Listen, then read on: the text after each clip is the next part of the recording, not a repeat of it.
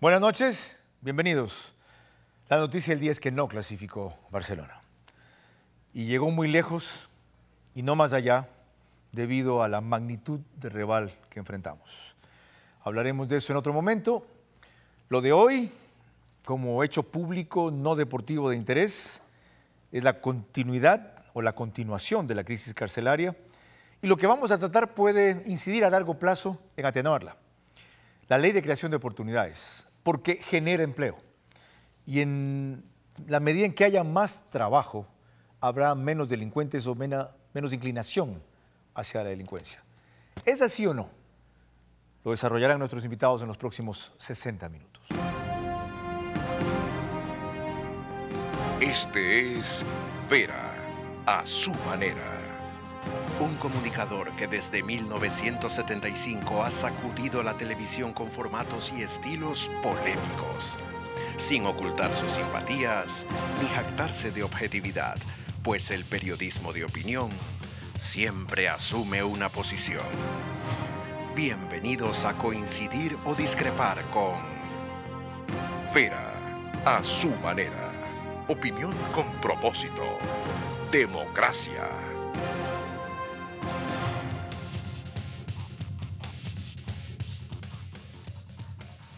Para ubicarnos en el tema, uno de los artículos que más preocupación generó en la nueva ley de creación de oportunidades es el 75.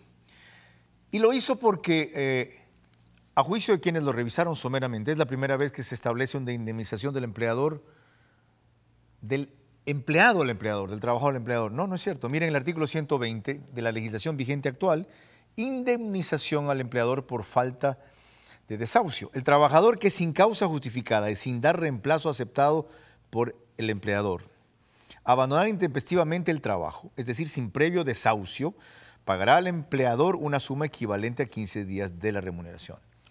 Ya hay entonces en el Código del Trabajo actual un caso, es decir, únicamente en esas circunstancias, en que el trabajador indemniza al empleador.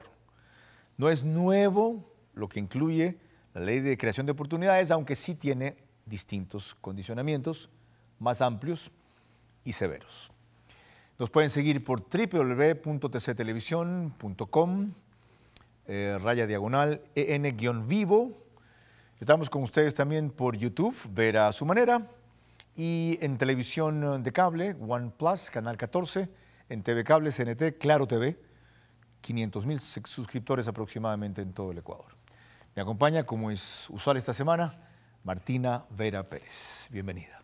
¿Qué tal, Carlos? Gracias y buenas noches a todos. Hoy es el turno de los empresarios y queremos saber cuál es su opinión sobre la ley de creación de oportunidades. Para eso vamos a contar con el testimonio de Esteban Guerrero. Él es emprendedor y también es gerente general de Reditum, una empresa de software financiero. Pero además vamos a sumar lo que dijo el presidente Guillermo Lasso cuando introdujo la ley sobre cómo va a afectar o no a la generación de empleo y al sector empresarial. Y contaremos también con las impresiones de un representante del Parlamento Laboral Ecuatoriano. Nos van a acompañar además vía Zoom Patricio Alarcón, él es empresario y expresidente de la Cámara de Comercio de Quito, y también Mónica Heller. Ella es presidente de Mónica Heller Group y directora de la Cámara de Comercio de Quito. Hoy, en el estudio con nosotros, están Rafael Avilés Ledergerber, él es CEO de la compañía Ecuaprimas y vicepresidente de la Asociación de Jóvenes Empresarios. Además, la abogada Carolina Díaz, que es especialista en Derecho Laboral.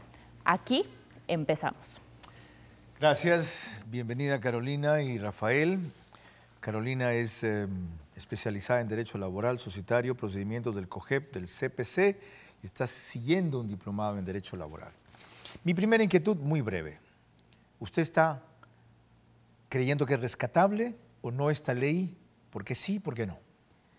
No, realmente en los parámetros en los que está en este momento no es rescatable. Habría primero que separar las materias. Yo creo que es también una falta de respeto que al trabajador y sus derechos se lo agrupen con un pocotón de reformas tributarias, de impuestos.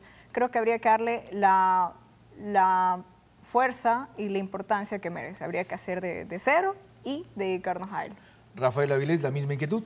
Para usted como emprendedor, ¿esto es rescatable o no? ¿Por qué sí? ¿Por qué no? La ley es perfectible sin duda, Carlos, pero es rescatable y creo que no se debe devolver. Eso sí, es fundamental que se involucre a los gremios empresariales para poder conocer la opinión de los emprendedores y empresarios en la construcción de una ley que realmente cumpla con esa reactivación económica y generación de empleo que busca el presidente de la República. Ok, a propósito de una noticia, hoy la Comisión Técnico-Legislativa consideró que no es constitucional el proyecto, cuestión que sin embargo no es vinculante, aclaró el ministro de Trabajo, para el CAL, que espera el gobierno la incluya al margen de la opinión que dio esa Comisión Técnico-Legislativa. Ahora, ubiquémonos en el tema, Martina. Sí, Carlos, porque el contexto es muy importante y hace a la ley. Ecuador venía ya con una crisis económica que se estaba agravando porque cayó el precio del petróleo y además se adquirió deuda durante los últimos gobiernos. Todo esto empeoró obviamente con el golpe del COVID-19 y llevó al país a una de las situaciones económicas más extremas de su historia. Para que nos hagamos una idea, en junio de este año, el 47% de la población del país era pobre. En ese marco fue que el presidente Guillermo Lasso trajo la ley de creación de oportunidades para justamente reactivar el consumo, generar más empleo y, en teoría, poner a la economía ecuatoriana en pie. Esta ley tiene dos ejes, si se quiere, que tocan de forma directa a los empresarios con los que vamos a hablar hoy. Una de esas, o uno de esos ejes, es una reforma para flexibilizar la contratación laboral, también negociar el número de horas que se trabajará por semana entre trabajadores y empleadores, una eliminación en ese sentido también de la jubilación patronal y, por otro lado, se habla de generar más ingresos para el fisco con una mayor carga impositiva sobre los que más tienen, que se pueda redistribuir y llegar a quienes menos tienen en la sociedad. Además, se va a eliminar una serie de impuestos generales. Carlos. Gracias. Ubicados así, lo que acaba de describir Martina, dice que este es un momento de la historia único y excepcional en que no se puede hacer lo ideal como usted reclama. No mezclen los derechos de los trabajadores con otros temas, eso es un irrespeto. No, hay que hacer también una excepción en la urgencia, en la cantidad de materias y de mezcolanza, si usted quiere, la palabra es mía, no suya, que trate esta ley. Reconozco que hay una urgencia económica, pero debemos también aterrizar en el punto de que el derecho laboral no es un derecho netamente económico. La existencia del derecho laboral es un tema social. Entonces, por ahí, si habláramos del derecho laboral como un derecho económico, sería un derecho del empleador, que realmente no es lo que se ha configurado desde el inicio de las cosas. Yo sí creería que habría que separar un poco las materias. Bien. Rafael, en cambio, para que sea perfectible, que fue la palabra que usted utilizó, deme dos o tres cosas que le enrumbarían en ese sentido, dos o tres elementos, rectificaciones, cambios, ajustes, como sea que se llame. Sí, definitivamente, Carlos, como te decía, es fundamental la socialización del proyecto de ley con los gremios empresariales. Que haya mesas de trabajo en las que se pueda discutir ampliamente las diferentes reformas que se pueden proponer. Tenemos pocos días con este proyecto de ley, sin embargo hay algunas cosas que se pueden implementar. Por ejemplo, la eliminación del 2% para microempresarios es algo extraordinario. Se ha venido pidiendo desde la asociación este cambio hace algún tiempo y es un gran logro que se lo haya implementado ahora. Sin embargo, hay un impuesto de renta para personas naturales que va a hacer que los emprendedores igual tengan que pagar un impuesto importante que afecta ¿a quién? A los consumidores, a los clientes, al mercado en general. Entonces, ese tipo de contradicciones son las que deben resolverse y para eso es importante escuchar al sector empresarial. Sigamos explorando este camino. Martina. Sigamos poniéndonos un poquito en contexto para que entiendan la gravedad de la crisis que está atravesando el Ecuador. Ahora, en este momento, entre el 2019 y el 2020, el PIB cayó en nada más y nada menos que 8.9 puntos. Comparemos esto con lo que pasó entre el 98 y el 99, en una de las crisis bancarias más terribles de la historia. Ahí el PIB cayó apenas el 6,3, o es decir, 6,3 puntos. Pero vámonos también a analizar quiénes fueron los que más perdieron en esta pandemia.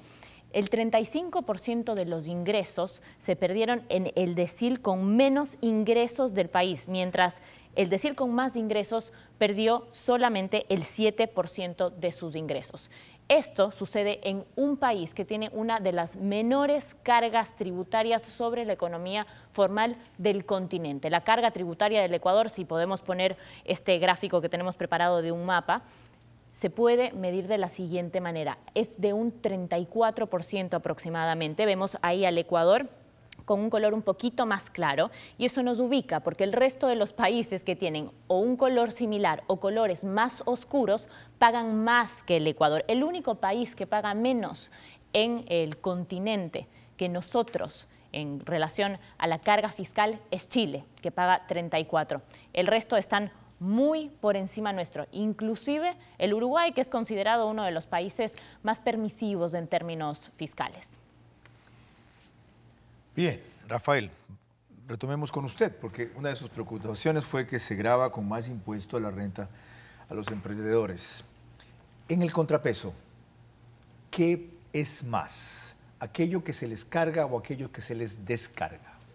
Bueno, evidentemente este impuesto que existe del 2% a las ventas es muy dañino. Hemos hablado con algunos microempresarios y como es sobre las ventas y no sobre las utilidades, pues evidentemente tiene un impacto directo en sus costos, ¿no? Sin embargo, hay otro tipo de cambios que deben implementarse para que esto funcione. Evidentemente, el gobierno necesita recaudar más impuestos. Para eso implementa un impuesto al patrimonio, implementa un incremento en el impuesto a la renta y eso evidentemente tiene un impacto directo en el consumidor. Es decir, ¿los perjuicios o la afectación neutraliza los beneficios o el estímulo? En el balance podría haber más perjuicio que beneficio. Mira que, por ejemplo, se han limitado las deducciones del impuesto a la renta y eso tiene un impacto directo, sin duda, en el pago de los impuestos de las personas. Carolina, usted invocó una cosa fundamental que yo recuerdo cuando estudiaba Derecho Laboral, con la doctora Jimena Moreno de Solines, con el doctor Julio César Trujillo, y creo que era con el doctor Troya también, José Vicente Troya, en Quito. La regulación laboral es pro trabajador. Correcto. El Código de Trabajo es pro empleado.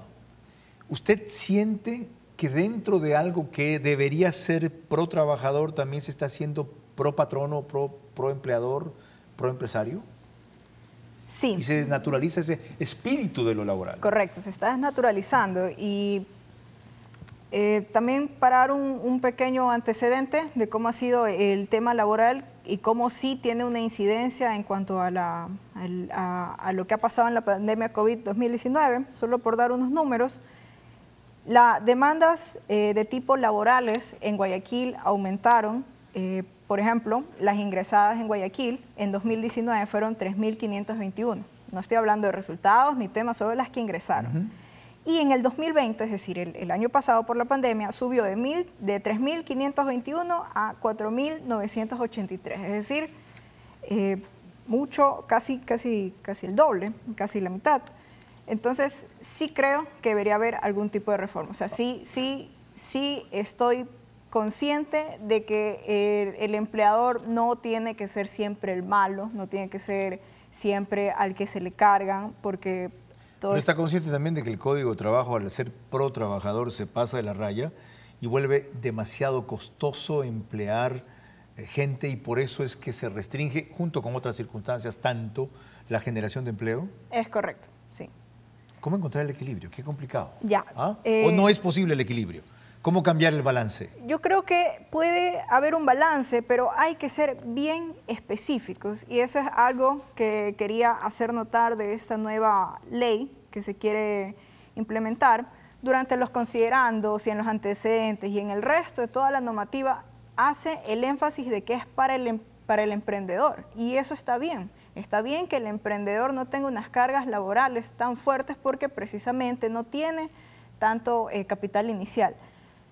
Pero, inclusive en esta misma ley nos define qué es el emprendedor. El emprendedor es una persona que no tiene a su cargo más de 48 trabajadores, que no tiene un negocio de más de 5 años y que sus ingresos anuales no son más de 2.500 remuneraciones básicas. Está bien, pero cuando vemos el alcance de esta ley y dice quién puede contratar, ¿quién podrá ser el empleador de este nuevo formato de contrato laboral? Dice que serán todos. A ver, emprendedor, replique.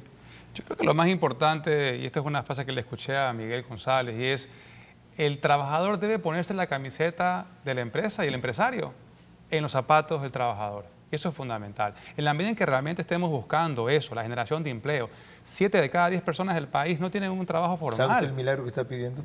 Sé que no es fácil, puede sonar idealista, Carlos, pero es que tenemos que trabajar hacia eso. Ok, yo coincido. Sí, la empresa es la que en parte le da trabajo a uno. Lo otro, la capacidad de cada quien para trabajar. Martina. Carlos, es momento de irnos a una pausa, pero no se vayan porque en el segundo bloque vamos a contar con las impresiones vía Zoom de Patricio Alarcón, él es expresidente de la Cámara de Comercio de Quito, y de Mónica Heller, que es la actual directiva de la Cámara de Comercio de Quito. Con esta impresión los dejamos ahora. Empleo para los desempleados es reconocer derechos, no quitarlos. Quiero informarles que hemos invitado al señor gobernador del Guayas para que esté en vivo aquí mañana a las 22 horas. A mí no me ha respondido siquiera por WhatsApp. Ojalá concurra. Seguimos con Vera a su manera. Es el turno de los empresarios para hablar sobre la ley de creación de oportunidades. Son ellos quienes principalmente están representados en el panel vía Zoom y en las consultas, pero no exclusivamente. Enseguida retornamos con sus voceros. Antes, permítanme destacar los temas más relevantes de este viernes. Yunda se salió de la audiencia con la que hoy se iniciaba el juicio por compra de pruebas COVID. 5 minutos fue el angelito y se largó. Como dije ya, la Comisión Técnica Legislativa reprobó la ley de creación de oportunidades. No saldrán enseguida 15.000 presos que aproximadamente están sin sentencia. Lo dijo anoche aquí el presidente de la Corte Nacional. Dijo que eso es imposible. ¿Cómo entran las armas desarmadas a la penitenciaría? Por si acaso. ¿Ya? Y son modernas, de esas que empiezas, como ustedes ven en los maletines contemporáneos de las películas, ya se pueden integrar luego. Y finalmente, hay cadáveres escondidos todavía en ductos del pabellón 5 en la penitenciaría. Entonces la cifra oficial de 31 muertos puede crecer. Volvemos a lo nuestro. Martina. Carlos, y es momento de escuchar lo que dijo el presidente Guillermo Lasso sobre este proyecto de ley que trajo al país. Él tiene una meta ambiciosa de creación de empleos. Escuchemos.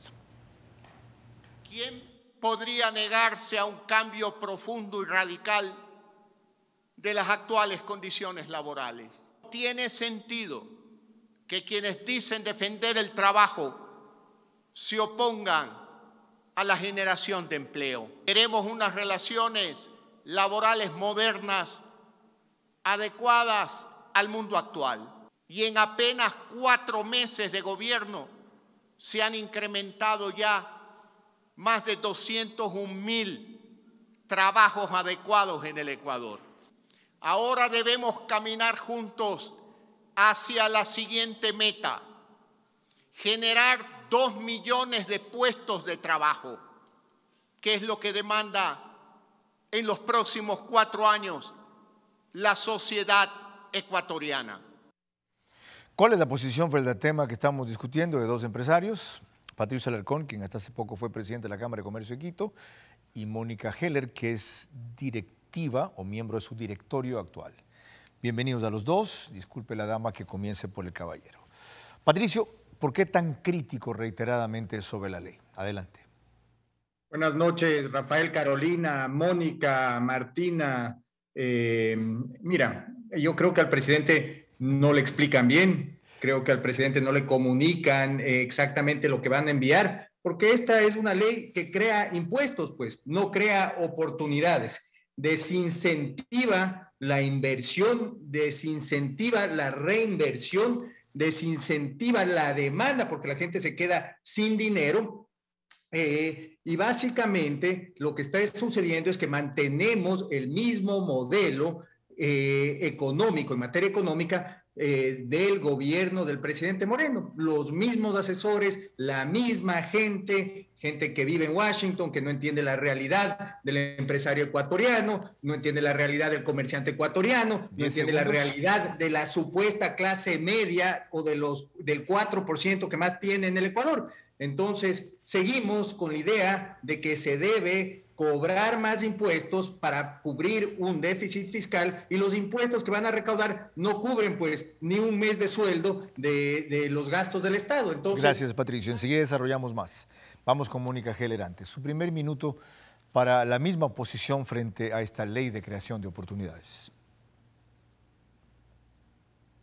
Yo creo que hay que ser ecuánime en el análisis. Creo que hay cosas buenas y creo que hay cosas que se deben mejorar. En el tema laboral yo creo que es un buen aporte, creo que se necesita una reforma laboral, creo que 5.8 millones de ecuatorianos hoy exigen una respuesta diferente. La normativa anterior no permite una contratación en la coyuntura actual y no podemos desconocer que el mundo ha cambiado. Tenemos teletrabajo, tenemos un mundo internacional muchísimo más abierto, tenemos una serie de condiciones que son diferentes y que exigen un cambio en la ley. También tenemos una recuperación parcial, tenemos una serie de industrias que no están todavía al nivel de sus ventas pre-2019, razón por la cual jornadas parciales o jornadas flexibles probablemente van a incentivar la contratación, que una jornada total es impensable en este momento porque no hay cómo afrontarla. Yo creo que en el tema laboral es bueno el aporte, creo que los dos elementos básicos de modalidades de contrato que incentiven la contratación de los grupos más vulnerables es importante, y flexibilización en la jornada es importante, es valioso. Yo creo que esos dos elementos son importantes. Lleguemos hasta ahí, Mónica. Patricio, vuelvo con usted para una pregunta similar a que la planteé ya aquí a nuestro invitado en el set, Rafael. La ley crea impuestos, no oportunidades, ha dicho usted. Esos ingresos que aspira a generar, ¿neutralizan los beneficios que promueve, por ejemplo, en lo laboral que acaba de destacar Mónica? Evidentemente, Carlos, si es que se van a generar reformas estructurales, tienen que ser pues integrales. Yo estoy de acuerdo que necesitamos una reforma laboral, yo estoy de acuerdo inclusive en un código paralelo respetando todos los derechos de los trabajadores, estoy de acuerdo en generar zonas francas, pero no se puede en un país pedir que llegue dinero de afuera, que se reinvierte el dinero, y por otro lado decir, sí, haz todo eso, pero espérate porque te voy a subir impuestos en los próximos años, en los próximos 2 años. Entonces, no existe una coherencia en cuanto al mensaje. Una reforma laboral, lamentablemente, no nos va a sacar del hueco en el que estamos. Martina ya fue clara, en el 2019 el crecimiento fue nulo. En el 2020 esto se empeoró y en el 2021 vamos por el mismo camino, sino que con más impuestos que en el 2019. En el 2019 ya nos dejaron una carga tributaria, ya eliminaron deducciones para un porcentaje de la población, sí, que ganaban bien, pero eso generaba consumo. Lleguemos hasta ahí, ingeniero. Vuelvo a Mónica Heller, gracias. Usted, en cambio, destacó y ponderó la parte beneficiosa de lo laboral, que más que flexibilización es modernización. La pregunta entonces es a la inversa. ¿Esto compensa los gravámenes que se establecen cuando la promesa fue no más impuestos?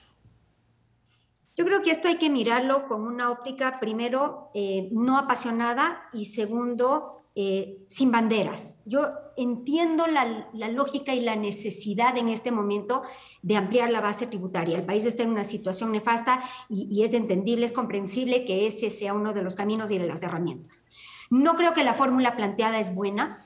Indudablemente creo que cargarle a la clase media, al sector privado en este momento donde todavía no hay una recuperación es contraproducente, y coincido con Patricio en que esto va a repercutir en una contracción de la actividad comercial y por ende a su vez también reducirá la contribución impositiva. Creo que además es una reforma que debe venir acompañada con 2 elementos adicionales. Si ya vamos a hablar de más impuestos, primero tiene que venir acompañado de una reducción en el gasto del sector público. Es decir, no se le puede pedir al sector privado que financie los sueldos del sector público. Es decir, sacamos de un bolsillo para pasar a otro bolsillo. Bien, más adelante les consulto algo adicional sobre lo que acaban de decir. Antes, consulto en cambio a mi panel. ¿Qué opina de lo que dicen grandes empresarios, usted que es un pequeño emprendedor? Sí, bueno, coincido con Patricio definitivamente, ¿no? El proyecto de ley crea nuevos tributos, elimina exoneraciones y además limita las deducciones para el impuesto de la renta, ¿no? Eso afecta sin duda al gremio empresarial. No solamente eso, a nivel laboral también coincido con Mónica en el sentido de que es importante un cambio. El 80% de los emprendimientos en Ecuador, según el reporte de emprendimiento global, se debe a falta de empleo, a necesidad. Ustedes? ¿Una ley perfecta en 30 días, por Dios? De ninguna manera. Queremos, señor presidente, que escuche a la gente, ¿sí? Que se acerque a los empresarios, que nos permita ayudarlo. Tenemos afán de servir, sabemos que tiene buenas intenciones el señor presidente, ¿sí? Pero que se socialice también este proyecto de ley con los gremios empresariales. Comente, Carolina, lo que acabo de escuchar de los... En este caso no vienen a ser colegas suyos, porque usted no es empresaria, pero de los representantes del sector gremial.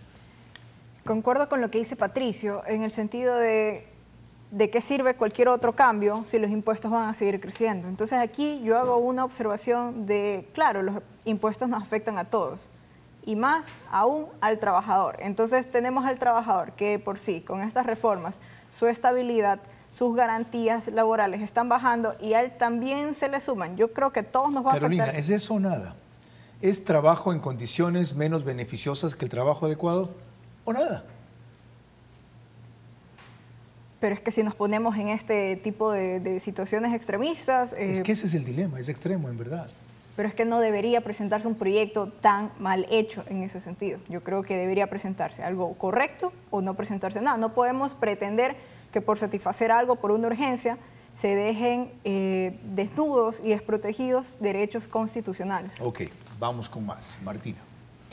Ahora es momento de escuchar qué es lo que piensan los jóvenes emprendedores de este país sobre la ley, que también analizan las cuestiones positivas y las cuestiones negativas que trae el proyecto.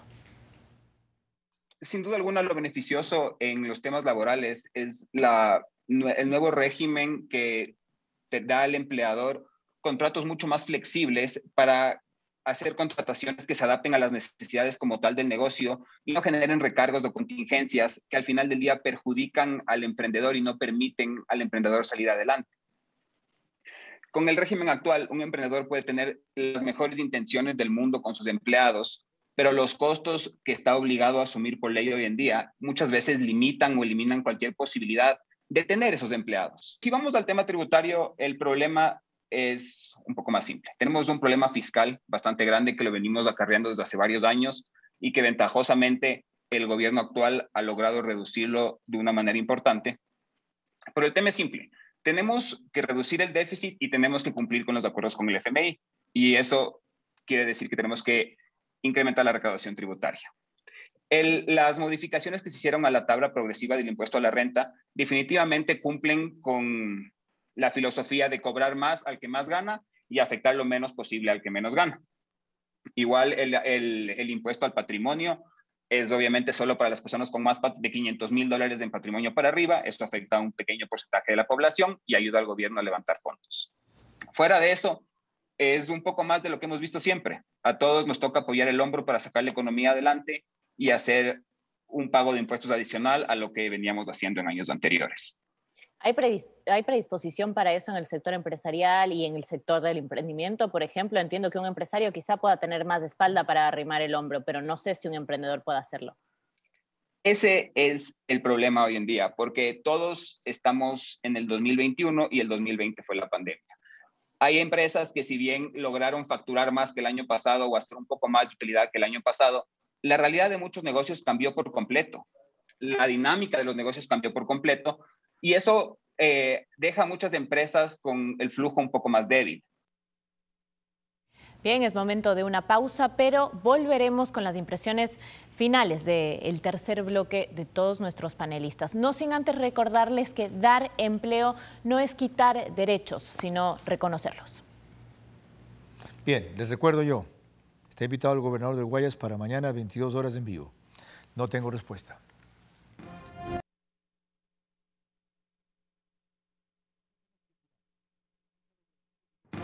Seguimos con Vera a su manera.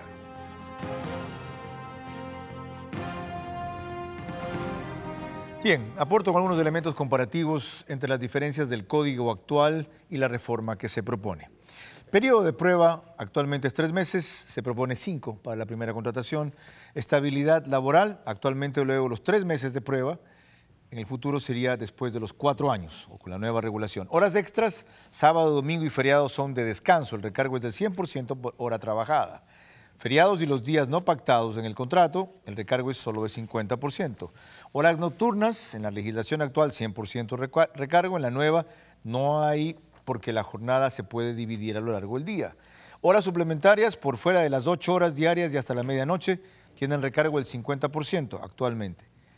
A futuro, durante la semana fuera del horario pactado, solo recargo el 25%. La jornada de 40 horas de trabajo en 5 días a la semana actualmente, a futuro sería 40 horas de trabajo repartidas hasta 6 días a la semana. Descanso, para el tiempo de almuerzo actualmente máximo 2 horas, el tiempo de almuerzo máximo 6 horas, eso está mal puesto allí. Vacaciones, 15 días ininterrumpidos actualmente, a futuro los 15 días pueden ser continuos o discontinuos. Algo más sobre vacaciones, después del 5º año en la legislación actual, en la misma empresa el empleado goza de un día adicional. En la nueva regulación, después del 5º año de trabajo, el trabajador tendrá adicionalmente vacaciones cada año de excedente, sin exceder los 5 días adicionales. Desahucio, 25% se paga ahora, 15% la legislación futura. Despido intempestivo, un salario por año trabajado luego de cumplir 3 años, con un tope de 15 años. En la regulación futura, 50% de un salario por año con un tope de 25. Sanción al trabajador, dice ahí no hay, no, están equivocados, sí hay, la que leí al principio del programa. En la legislación futura, si el trabajador es el que comete una falta, descrita en la ley, deberá pagar una remuneración al empleador. Y hasta aquí llego. Aunque hay más. ¿Saben por qué? Porque este se ha convertido en el artículo más polémico, el 75 de la nueva ley. Y es porque tiene mucha discrecionalidad en su interpretación. Por 2 retrasos en llegar, o impuntualidad, o faltas sin justificar, lo van a votar. En los Estados Unidos es por 1 y no hay ningún tipo de indemnización. Pero con relación a los beneficios o protección vigente, a mí me parece un exceso, sobre todo, que vuelve a la ley excesivamente contraproducente para los sindicatos y los trabajadores. Ahora, lo importante aquí no es mi opinión, sino la de ustedes. Vuelvo con Patricia Alarcón y Mónica Heller. Patricio, ¿el proyecto debe ser borra y va de nuevo o tratar de rescatar algo y ver cómo sale? Mira, lamentablemente tenemos que entender cómo funciona la Asamblea Nacional y tenemos que entender que seguramente el CAL no va a pasar pues una ley a las comisiones cuando se topan 30 leyes. Y más allá, mira, yo quiero referirme a algo que dijo Mónica Heller. Esto no se trata de pasiones, esto se trata de ser coherentes, esto se trata de sumar y restar. Están subiendo el IVA a los autos eléctricos, el ICE a las bebidas alcohólicas, el ICE a las bebidas no azucaradas, están bajando la base imponible y eliminando la base imponible, afectando a la gente que tiene que consumir, pues están fortaleciendo a los informales. Y solo hay que sumar y restar para que vean lo equivocada que está Mónica, y es que la base imponible no se sube, pues, cobrando más impuestos al 12% de las empresas y de las personas naturales que pagan el 80% de los impuestos, y tampoco creando más burocracia. Están creando una unidad para controlar a grandes contribuyentes, están creando una secretaría para alianzas públicas-privadas. Gracias, Patricio. Llegamos hasta ahí.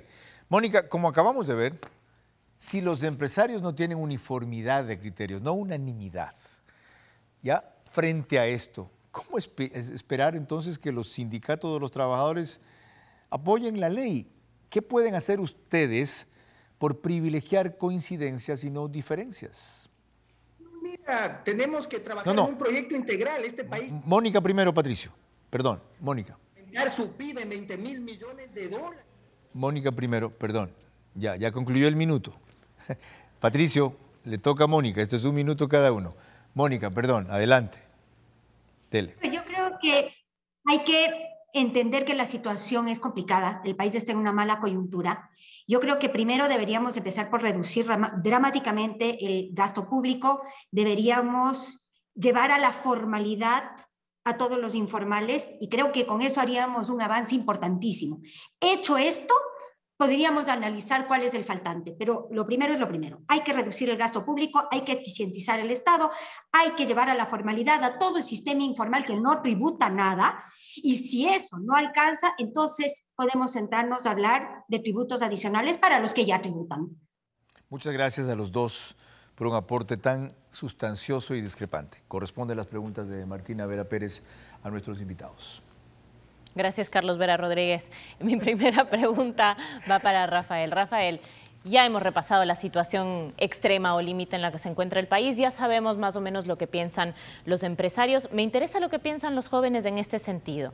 Si es que no sacamos, en el sentido de con mayor carga tributaria, a quienes más tienen, un poco de, digamos, generamos una cooperación o suerte de solidaridad para pasar este bache y este mal momento, ¿de dónde salen los recursos? Porque simplemente son recursos que no están en el país y claramente 7 de cada 10 ecuatorianos que ni siquiera tienen un trabajo no van a poder aportar eso. Yo creo que lo más importante, Martina, primero es que haya coherencia entre el discurso del presidente y el proyecto de ley. ¿Qué está haciendo el gobierno para reducir el déficit fiscal?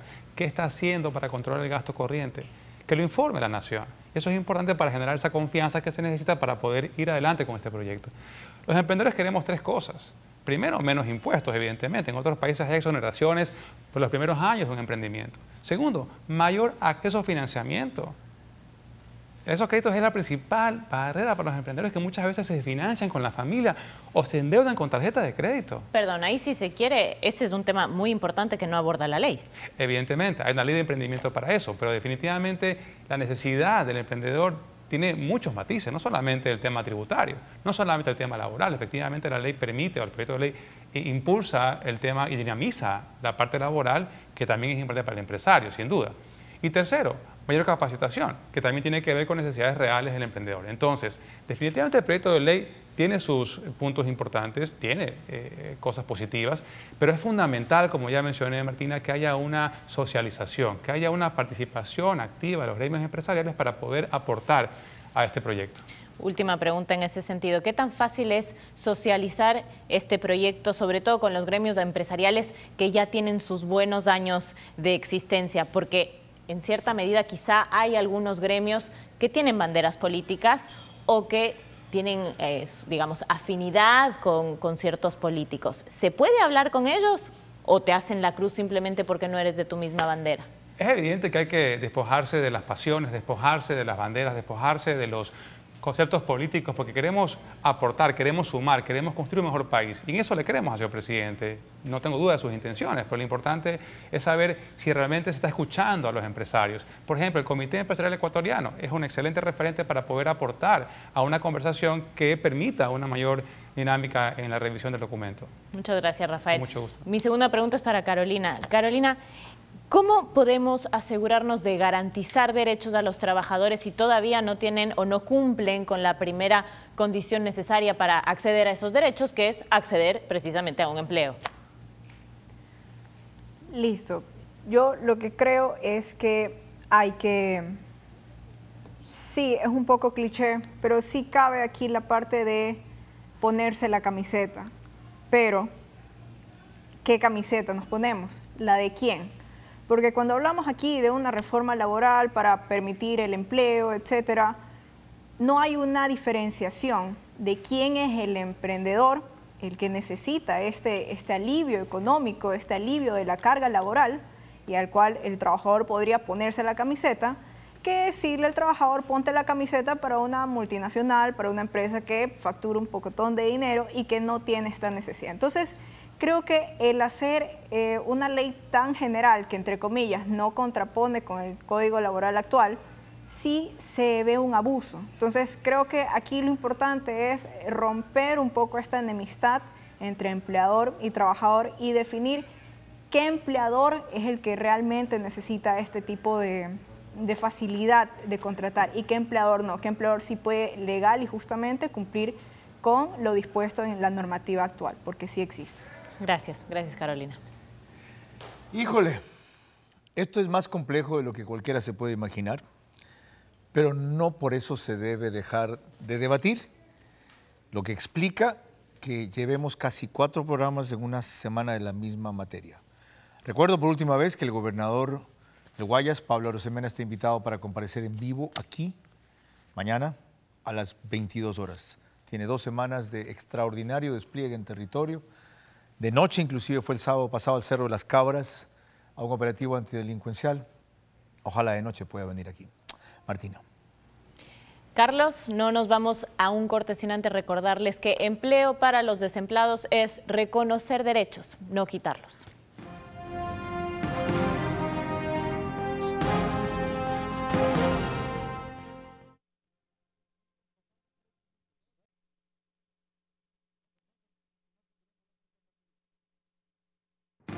Seguimos con Vera a su manera. Parte final para sus conclusiones. Tras todo lo tratado y debatido, poco, pero profundo, ¿cuál es la salida? Bueno, definitivamente creo que es importante, Carlos, esta conversación abierta y transparente con el gobierno para poder encontrar estos puntos de interés común y poder avanzar hacia un proyecto que definitivamente busca impulsar la reactivación económica. Pero no veo predisposición a concesiones, Rafael. Veo que cada uno defiende su metro cuadrado, fortalece sus argumentos, pero no está dispuesto a ceder. Es indiscutible que hay posiciones, hay que despojarse de esa camiseta, ¿Y Carlos. cómo se hace para eso? Hay canales, hay conversaciones que se pueden dar en el marco de una mesa de trabajo entre gremios serios y responsables y los funcionarios del gobierno. La misma inquietud. Carolina, usted que fue categórica respecto al tema laboral, ¿cedería algo?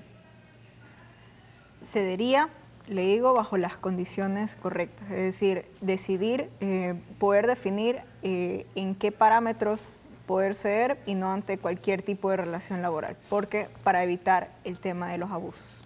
Por ejemplo, ¿usted cree que el emplear a desempleados con un régimen laboral de menos beneficio que el que tienen actualmente los desempleados es regresión en derechos? De la forma en la que está planteada en la ley ahorita, sí. Porque cuando dice asimismo en el artículo de quiénes podrán contratarse en este nuevo régimen alternativo, simplemente dice las personas a partir de 15 años. No hace esta especificación de la cual habla en el antecedente, de que es para el 7 de cada 10 desempleados. Si incluyera eso de ahí, si dijera que esta alternativa es para las personas que cumplen ciertos requisitos, estar desempleados de tanto tiempo, no haber podido acceder a plazas de trabajo, etcétera, ahí sería una materia que no contravendría con el Código de Trabajo, pero si estamos poniendo que tanto el Código de Trabajo como la Ley de Oportunidades son abiertas para todos, ahí dejamos una discrecionalidad en manos del empleador. Muchas gracias a ustedes dos por acompañarnos con sus criterios, a quienes estuvieron por Zoom y aportaron también con otro tipo de intervenciones. Yo solo quiero decirles un par de elementos a los que ya conocen, que es mi posición inicial, que la mantengo, sobre esta ley. Mejora en la parte tributaria si graban solamente a partir de los $5.500 de ingreso mensual. Mejora. Para mí ese es un elemento clave que la bloquea y que pone a la clase media en contra. Y mejora en la parte laboral, si ese artículo 75 que he referido, en donde se es muy discrecional con la indemnización que tiene que pagar al trabajador, al empleador, si comete una serie de faltas que van desde importantes, como esto de revelar información confidencial de la competencia, hasta intrascendentes, como atrasarse 2 veces, también se baja la resistencia. Hay que seguir caminando el camino con esta clase de discusiones. Martina. Así es. Esto ha sido Vera y su manera. Nosotros nos volvemos a ver mañana, pero no sin antes reiterar nuestra invitación al gobernador del Guayas, Pablo Arosemena. En todo caso, mañana va a haber un programa de interés para usted de todas maneras. Seguramente será el tema de inseguridad. Enseguida viene José Delgado con Alerta Roja, 11:30 la doctora Ana María Polo con Caso Cerrado sin censura. Buenas noches. Esto fue Vera a su manera.